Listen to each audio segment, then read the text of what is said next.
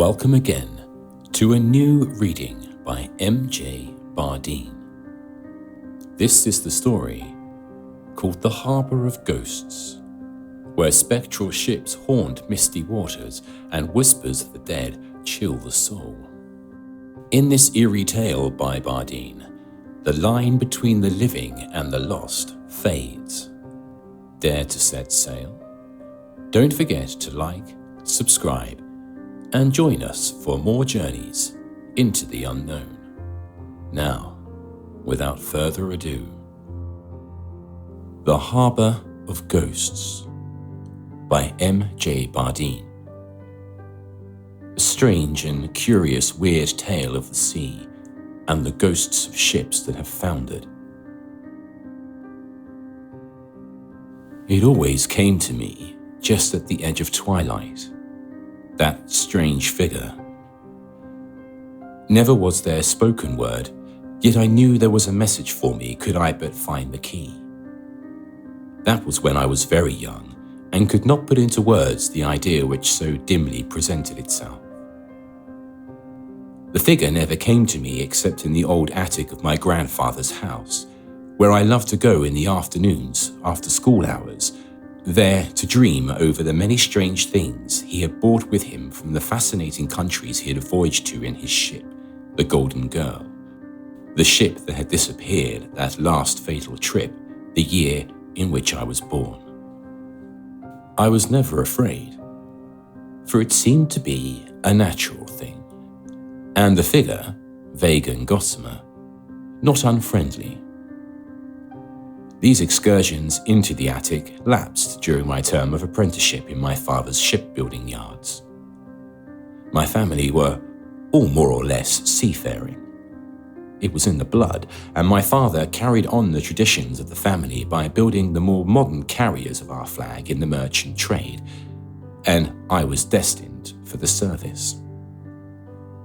Thus it was that when I had finished my poring over maps, plans, and instruments, my father found a berth for me on the Joseph B, which followed in the paths of the long-gone Golden Girl in the China trade. I was soon ready for sea. My sea chest was aboard, and then before the ship sailed the next morning, I journeyed the short distance down to the old house where I had spent so many of my childhood days with the old aunt who still lived there. Once more, I was drawn to the attic to say goodbye to the strange weapons, the feathered headdresses, the sandalwood boxes, and embroidered shawls that have journeyed with my grandfather through wind and rain, salt spume, and torrid sun. And then, once more, the veiled figure came to me from the shadow of the carved screen whence it had always appeared.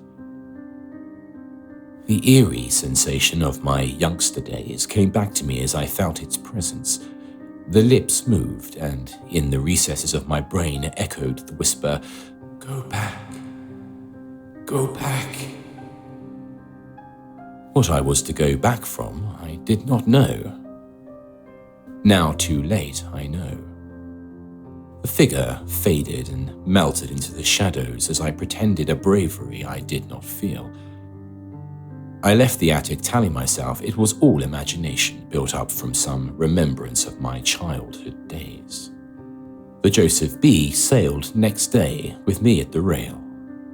I felt very important and part of the great world as I stood there gazing back at the little group of relatives and family friends whom I now seem fated never to see again. I am writing this by the fitful gleam of a lantern hung at the taffrail on the Golden Girl. My God, yes, the Golden Girl. But wait, after I have set down a story so strange, so unbelievable, I will place what I have written in a bottle, cork it, and set it adrift, hoping that even should there be no escape for me from this ghastly place, some strange tide may carry word of my fate back to the world of living men. The first half of the voyage in the Joseph B was uneventful to my shipmates, who had gone over the way so many times. But for me, who for the first time gazed upon the colourful ports, It was all strange and wonderful. The jargon of unfamiliar tongues, the noisome odours of the oriental waterfront making it all an epic of adventure.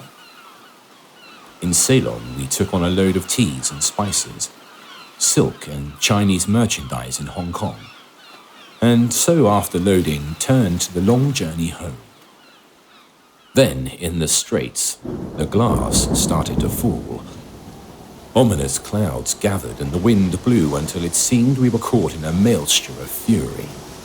The wheel refused to respond to human intelligence, and we were whirled hither and thither in the vortex of a sea seemingly gone mad with hatred of the puny thing which was our ship, now tossed like a cork, with straining seams and labouring engines. We had been taking turns at the pumps, for by now the ship was leaking badly, and after my period of duty I went to my cabin and, utterly exhausted, threw myself on my bunk. I was asleep before my head touched the pillow. I must have slept quite some time, for I had a dream after dream, or I should say nightmares, wherein the veiled figure was trying to hold me back from something. I was awakened by a terrific crash, the impact of which hurled me from my bunk against the door opposite. I shook myself together and gradually came back to the reality of what was going on. I could dimly hear the shouted orders of the captain on the deck outside, while the ship quivered in every timber and listed sharply. I managed to get the door open and staggered onto the sea-swept deck. A terrific flare of lightning showed our position. We were hard fast on a jutting rock thrust up in the midst of the boiling sea. A rock which must have been the result of some submarine upheaval. We had struck almost amidships, or else the rock had been forced up under us, for the deck was splintered, telling me we were broken in two. Giant waves dashing against the rock drenched our bows, and the ship was being rapidly pounded to pieces. Drenched and shivering, I held on to a stanchion until I could steady myself in a slight measure. A wave tore loose my hold, and sliding, gasping for breath, I slid down against the rail, which I grasped with desperate strength and held while fresh seas poured over me. The captain, clinging to the splintered rail on the foredeck, stood shouting his orders, his stentorian voice heard even above the roar of the elements. "Man the boats!" was the order now given. Though how a boat could live in that seething pit of hell I could not guess. As rapidly as possible the crews responded and the boats were swung out. One was smashed against the side of the ship and the other capsized as it struck the water, spilling its human freight into the sea. And now I think our captain must suddenly have gone mad, for with uplifted fists and screaming an imprecation to the heavens above, he dived into the black depths that claimed his crew. I was left alone, clinging as best I could to whatever had not been washed overboard. How long I struggled against being swept into the sea, I do not know, but at length the wind died down. But the first faint streaks of dawn told me as I gazed at the sharp tongue of rock which pierced our vitals that I could not long remain aboard and live. For at any moment the ship might break. There was still one boat in the davits, so I hurriedly provisioned it from the cook's galley. The food and a plentiful supply of water I placed in the boat, and then set about getting over the side. This was not so difficult, as the side of the ship on which the boat was swung had listed until it was almost at the waterline. I cast off and slowly moved away, wallowing in the trough of the sea. I had gone only a short distance when there occurred a boiling of the water. A geyser shot up, and ship and rock sank from sight. I was now in very truth alone. I had no compass or sextant. I could only trust that I would drift to land or the path of some ship left alive by the storm. I am going to keep a log. As near as I can determine, I have now been adrift 10 days. Our ship struck September the 13th on a Friday. This must be then September 23rd. It has been a period of sleeping and awakening. The sun has burned steadily down upon me, and I have sheltered myself as best I could under the canvas boat covering. September 24th. I have seen no sail of any kind. I seem to be caught in some current carrying me steadily forward in the same direction. September 26th. I did not enter any happening in the log yesterday. Was it my imagination, born of my loneliness and despair, or did my fancy conjure up the veiled figure of my childhood? It seemed to sit there in the bow of the boat last night. Perhaps I am going mad. September 27th. Still drifting. It is getting colder. September 28th. Still colder. I cannot understand this. Could I be drifting towards the Antarctic Circle? I must be traveling faster than I am aware of. Later. I cannot date this, for I have been very ill and unconscious and do not know how many days have elapsed. It is now very cold, and I have had to wrap myself in the canvas covering my stores. I hope I am not deluding myself, but I seem to see the vague outlines of mountainous land. I am too weak now. I can only let the sea carry me. Perhaps it will cast me upon some strange shore. Later, I am still steadily drifting. The land, for it is land, is nearer. It is too dark now to write further in this undated log. That was the last entry I was fated to make in my log, for during the night, I entered what seemed to be a subterranean passage. I had a feeling of being closed in, and the water seemed to be lapping against walls. I had given up hope of ever seeing the sky again, when suddenly I came out into a bay or harbour surrounded by towering cliffs of ice. I could only gaze in amazement and wonder if in some bygone age this could be the crater of a volcano which the sea entered during the forming of the Ice Age, and so it has stood unchanged through countless centuries. High above the cliffs, the moon, pale and full of distant mystery, shone down upon the icy water. And then, as I grew accustomed to the half-light, I made out the outlines of many ships, all vague and silent. The shapes strange and different from any I had seen, except in pictures of the old sailing ships of my grandfather's day. For the first time in weeks, I pulled upon my oars. The ice seemed to draw away and make a lane of clear water which I followed to the nearest ship. And as I drew closer, a hope formed in my heart that I would find someone to share the now almost insupportable loneliness. "Ahoy!" I called as my boat touched the side of the ship, but only an echo came back to me, thrown from the towering cliffs. With numb fingers, I made my boat fast to the rusted chain hanging from the ship's side, and then as I started to climb aboard, I looked up at the almost obliterated name. With a feeling of astonishment, made out the lettering. The Golden Girl! My own grandfather's ship. And I, of all the world, knew now where that ship rested. A chill ran down my spine, yet I crawled over the rail. The moonlight threw into relief the coiled ropes on the deck as I slowly made my way to the chart room. I entered, and there, seated at his table with the logbook open before him, was a man.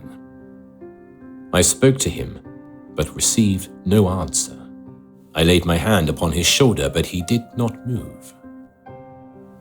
Bending down, I peered into the bearded face, and it was the face I had seen in pictures in my childhood home. It was the face of my own grandfather, cold and immovable in death. The figure sat stony and rigid, the quill pen still held in the stiff fingers, I peered over his shoulder and read the last entry in the log before him. It was in the cramped handwriting I had seen in old letters and documents penned by my grandfather. I turned, with tears coursing down my cheeks, and looked again at that kindly, dread face. And then once more read the log's entry. December the 8th, 1888. I put over the side today all that was mortal of leather breeches, otherwise James Cogswell, the ship's carpenter. This freezing cold has done its work well. I will have to carry on as best I can, hoping that I may be delivered from this haunting harbour of lost souls. If only the storm had left us one boat, I might find a way out. If I can endure this cold, I will build a boat or raft and try to find. The entry stopped, broken off as though he had been interrupted. I left the chart room and made an inspection of the deck. Everything was shipshape, and the deck as clean as though it had been holystoned that day. I returned to the chart room, and in the captain's quarters adjoining found his bunk neatly made up. Somehow, I was not made nervous by that dead presence outside. I felt almost as if he protected me from some evil which seemed to be all about me. I lay down and drew the covers up about my face and fell asleep almost at once. I was awakened by the ghostly sound of a ship's bell. It was 1 o'clock. And then the hair rose on my head, for I heard in that graveyard of dead ships the words, "All's well." And then the culminating horror, for the chair was pushed back in the chart room and I heard the measured tread of footsteps. I raised up my head and looked through the door and saw my dead grandfather come back to seeming life. My senses reeled and I fell back upon the pillow. When next I opened my eyes, it was daylight. I again looked through the door into the chart room. Once more that rigid figure sat there, the glassy eyes staring down at the log. I arose, wondering if it had all been hallucination born of the terrible experiences I had passed through. Quickly I left the captain's quarters and went on deck and looked over the harbour. The ships lay silent, wrapped in mystery, no sign of life or sound. From the stores in my boat I made a frugal breakfast, after which I decided to investigate the nearest ship. I slid down the chain to my boat. The ice in the harbour moved restlessly, showing here and there lanes of clear water. I took the chance of being crushed between the ice cakes rather than remain on the Golden Girl with its silent watcher. After a long time, during which I stood in my boat poling with one oar through the icy lanes, I reached the other ship, made fast, and clambered aboard. I looked about me. Oh, that I could erase from my memory the sight of what met my eyes. Sprawled about the deck were dead members of what I now know to be the ship's unholy crew. One with a knife in his breast, another with his head crushed and half his face torn away, while a third, whom I took to be the captain, stood with a marlin spike in his hand, snarling down at the mutilated face, all frozen and immovable. I ran, stumbling, to the side and half fell into my boat. The Golden Girl with its dead master seemed a friendly place, and glad I was when I once more stood upon its deck. I took the lantern from the taffrail and going below found a few pieces of old lumber with which I made a fire in the cook's galley. The awful cold had settled in my very marrow, and I will try to warm myself as long as fuel lasts. Tonight I am resolved to stay awake and learn what I can of this strange harbour of ghosts. I must have dozed off despite my resolution, for the fire was out and there was a deadly chill in the air when I awoke.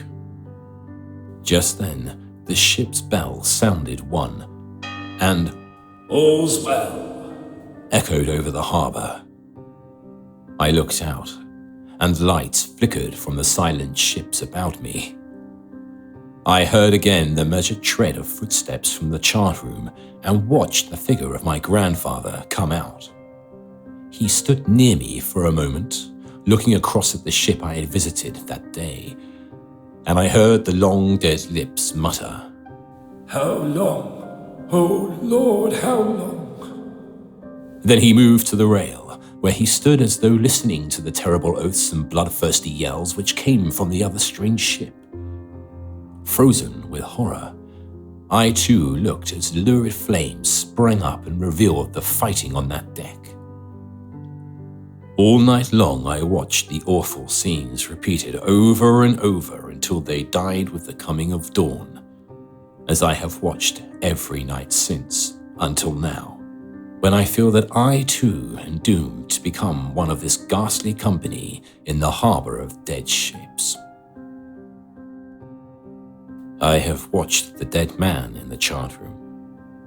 In my loneliness have tried to talk to him, but he never turns his head to listen.